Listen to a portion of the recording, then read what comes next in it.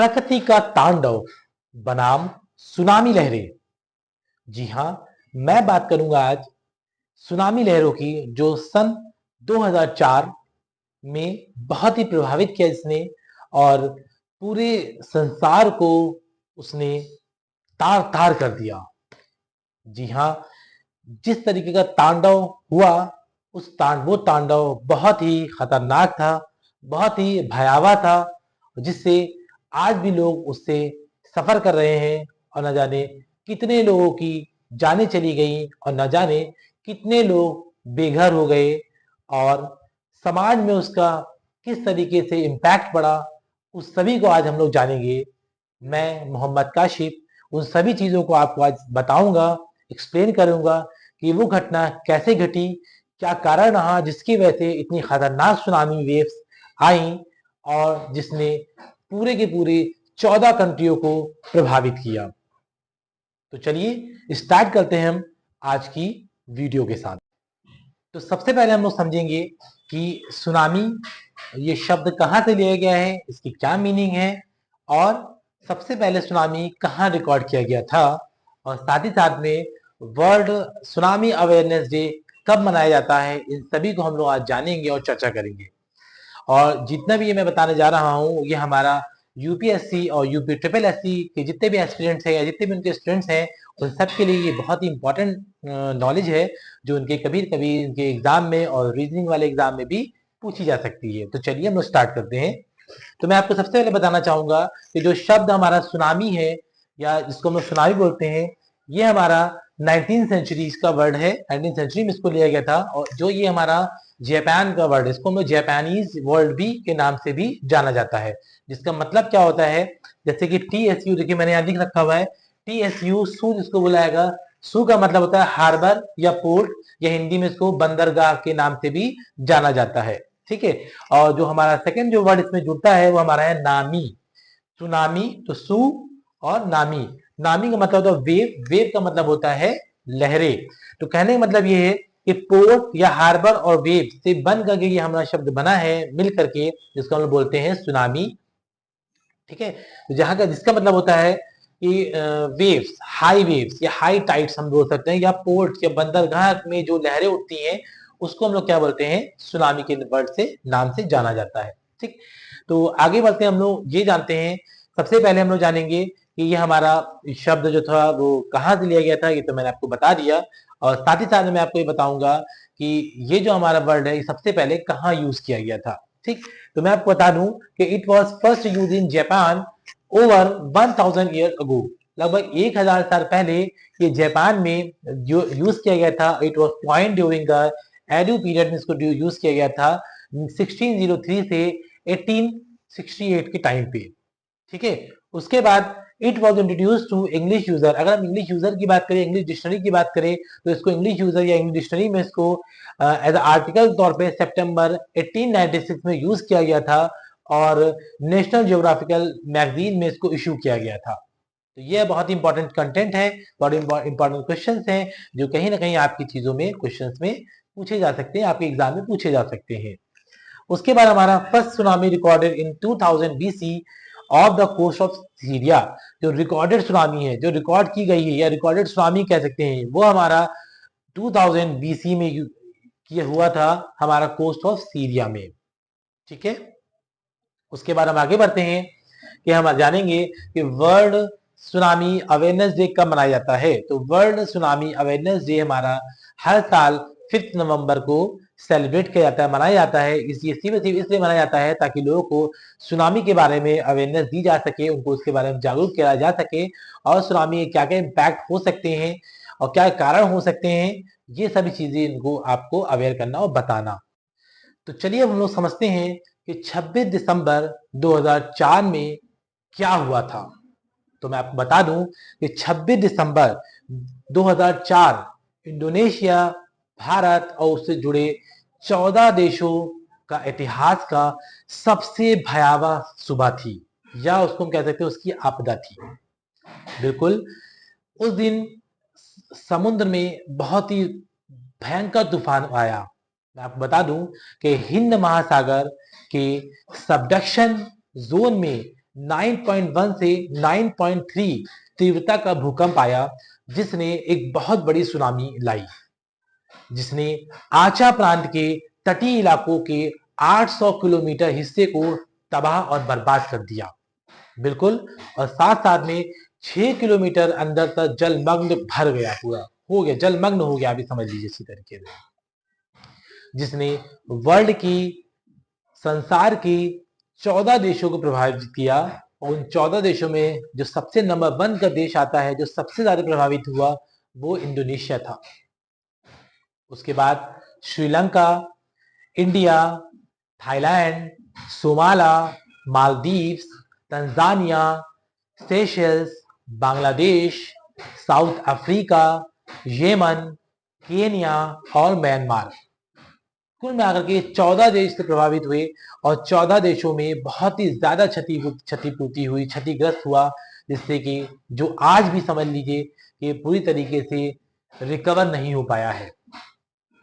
यही हमारी 2004 की सुनामी थी। और सुनामी का शब्द जो आपने सबसे पहले सुना होगा, वो आपने 2004 में जो सुनामी आई, वहीं से आपने सुना होगा। तो इस आपदा ने इन 14 देशों को बहुत ज्यादा प्रभावित किया, बहुत ज्यादा ग्रसित किया, और जिनका प्रभाव आज भी आपको देखने को मिलता है। तो सबसे ज्यादा जिस देशों में मौतें हुई, उनको हम लोग जानते हैं और समझते हैं।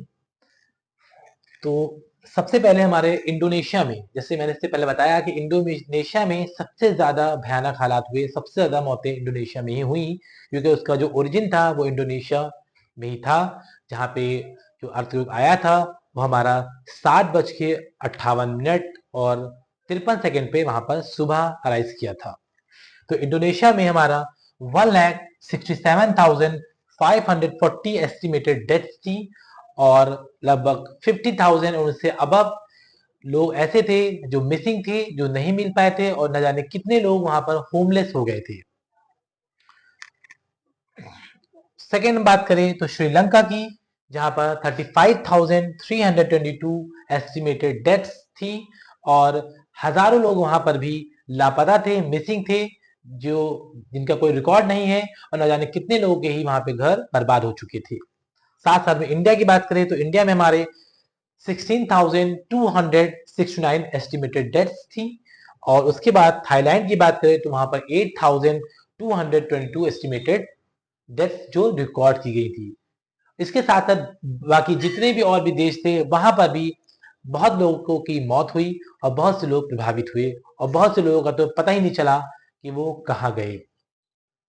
अगर मैं बात करूं कि सुनामी की जो मैक्सिमम हाइट जो थी, जो हमारे सुमात्रा के नॉर्थ टिप पर देखी गई, वो हमारी 51 मीटर देखी गई। 51 मीटर की हाइट तक के सुमात्रा के नॉर्थ टिप पर देखा गया सुनामी की वेव्स, या रिकॉर्ड की गई। अगर मैं भारत की बात करूं तो भारत में जो मैक्सिमम हाइट जो देखी गई, वो 5 to 10 मीटर की देखी गई। उसके साथ साथ अगर मैं ये कहूं कि सबसे ज्यादा प्रभावित जो हुए, वो उसको मैं बता दूं भारत में, तो वो हमारा है southern and eastern coast line of Tamil Nadu, Andhra Pradesh, Pondicherry and Kerala. साथ साथ मैं आपको ये भी बता दूं कि Indian ocean earthquake is the deadliest earthquake of 21st century and it is the third most deadly earthquake in the world। तो बता दूं 21वीं सदी का जो भारत में जो अर्थक्वेक आया, जो सुनामी हुई, वो नंबर फर्स्ट डेडलिस्ट थी। इससे ज्यादा इतने लोग कभी भी नहीं मरे और ना प्रभावित हुए भारत में। और अगर मैं पूरे संसार की बात करूं तो पूरे संसार में इसको तीसरा स्थान दिया जा रहा है कि थर्ड नंबर की ये डिजास्टर था। तो चलिए हम जानते हैं कि जो ये अर्थक्वेक अराइज हुआ, जिसकी वजह से सुनामी आई, इसके पीछे क्या कारण था। तो मैं बता दूं कि जो बर्मा प्लेट और इंडियन प्लेट में एग्जिस्टिंग फॉल्ट में रप्चर होने के कारण जनरेट हुआ था।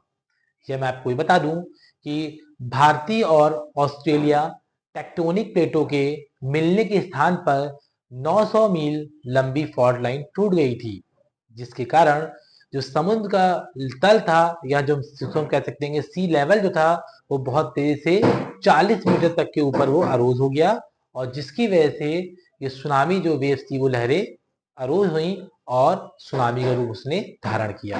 तो ये रीजन था जिसकी वजह से सुनामी आई। उसके अलावा अर्थक्वेक और सुनामी आने के और भी कुछ कारण हो सकते हैं, जैसे कि लैंडस्लाइड हो जाना, वॉल्केनिक एक्टिविटीज हो जाना, या वेदर में कुछ प्रॉब्लम हो जाना, जिसकी वजह से भी सुनामी या अर्थक्वेक आने के चांसेस हो सकते हैं। तो चलिए अब हम जानेंगे इसके कुछ इम्पैक्ट, जो बहुत ही खतरनाक इसके असर थे, जिससे बहुत से लोगों को सफर करना पड़ा और आज भी सफर कर रहे हैं। उस टाइम पे जो सबसे ज्यादा इम्पैक्ट हुआ वो हमारा एनवायरमेंटल इम्पैक्ट हुआ, इकोनॉमिकल इम्पैक्ट हुआ और हेल्थ इम्पैक्ट हुआ। ये तीनों ही असर ऐसे थे जो बहुत ज्यादा लोगों को प्रभावित करे और परेशान किया लोगों को। सबसे पहले बात करें, अगर हम बात करें इन्वायरमेंटल इम्पैक्ट की, तो सबसे ज्यादा मैं बात करूंगा तो spread of industrial chemicals and oils. जब जब इस तरह की सुनामी आई, बर्बादी हुआ, डिजास्टर हुआ, तो बहुत तेजी से जो जो इंडस्ट्रीज थी उनके ऑयल्स वगैरह या जो भी इसमें केमिकल्स की चीजें थी वो सब स्प्रेड होने लगी, फैल गई, पानी में मिल गई, जिसकी वजह से जितना भी हमारा फ्रेश वाटर था या हमारा समुद्री पानी था, जितना भी हमारा वाटर था वो सभी हमारा पॉल्यूटेड हो गया।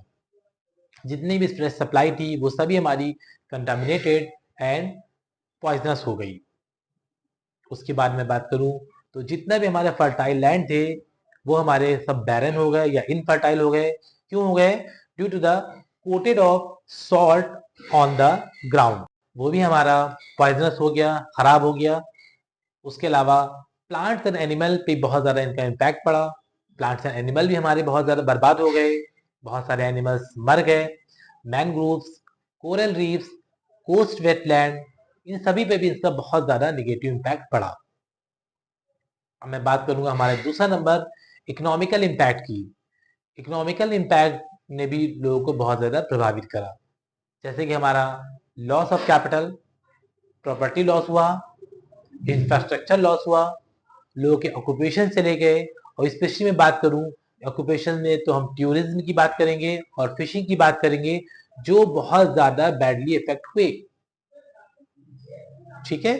और उसके बाद मैं थर्ड नंबर अपना बात करूंगा तो मैं हेल्थ इंपैक्ट की बात करूंगा कि हेल्थ पे इसका क्या असर पड़ा। जिसमें हम हेल्थ में बात करें तो हमारा physical as well as mental दोनों ही हेल्थ हमारी इससे प्रभावित हुई। अगर मैं मेंटल की बात करूं तो बहुत ज्यादा लोगों के अंदर मेंटल स्ट्रेस हो गया, बहुत ज्यादा लोगों के अंदर तनाव हो गया, बहुत ज्यादा लोगों के अंदर डर हो गया, ट्रॉमा हो गया, भय हो गया कि अब वो अपनी जिंदगी आगे किस तरीके जिएंगे, और जो उनके अपने थे वो चले गए, तो अब किस तरीके से वो अपनी जिंदगी को आगे सरवाइव करेंगे। उसके अलावा अगर मैं फिजिकल बात करूं तो बहुत सारी वाटर बॉर्न डिजीज इंसान के अंदर आ गई, बहुत सारी स्किन डिजीज की प्रॉब्लम्स हो गई इंसानों को, रेस्पिरेटरी इलनेस हो गया इंसानों को, इंजरीज हो गई। तो ये तमाम तरह की जो हेल्थ प्रॉब्लम जो थी जो लोगों के अंदर सामने आई और जो प्रॉब्लम से लोग सफर हुए। तो कुल मिलाकर के मेरा उद्देश्य और मेरा एम इतना ही था कि आप लोगों को 26 दिसंबर 2004 में जो घटना घटित हुई, जो सुनामी आई, उसको मैं आज लगभग 20 साल पूरे हो रहे हैं, मैं चाहता हूं कि आप सबको इस चीजों को बारे में जानकारी प्रोवाइड कर सकूं, ताकि आपको भी इन सभी चीजों के बारे में मालूमात हो, अवेयरनेस हो, और जितने भी इंपॉर्टेंट इसके की पॉइंट्स हैं या कीवर्ड्स हैं वो आपको मालूम होने चाहिए, जिससे कि आपकी भी जो नॉलेज है वो इंक्रीज करे, बढ़े, और आप भी इन सब चीजों का आंसर दे सको, और आप स्पेशली किसी भी कॉम्पिटिटिव एग्जाम में इस तरह के क्वेश्चन इससे पूछे जा सकते हैं। तो मैं उम्मीद करता हूं कि आपको आज का मेरा कंटेंट, जो आज की मैंने जो सुनामी पे कंटेंट बनाया, वो आपको पसंद आया होगा, अच्छा लगा होगा, और आपकी नॉलेज में इजाफा हुआ होगा। आपको काफी नई चीजें सुनामी के बारे में जानने को और सीखने को मिली होगी। मैं आपको एक चीज और बता दूं कि सुनामी को बॉक्सिंग डे के नाम से भी जाना जाता है, क्योंकि वो ऐसा डे था जिसको बॉक्सिंग डे के भी नाम से जाना जाता है। और साथ साथ में आपकी एक चीज में और इजाफा कर दूं कि जिस स्केल से अर्थक्वेक मेजर किया जाता है, अर्थक्वेक मेजर किया जाता है, उसको रिश्टर स्केल के नाम से जाना जाता है, या रेक्टर स्केल के नाम से उसको जाना जाता है। ठीक है।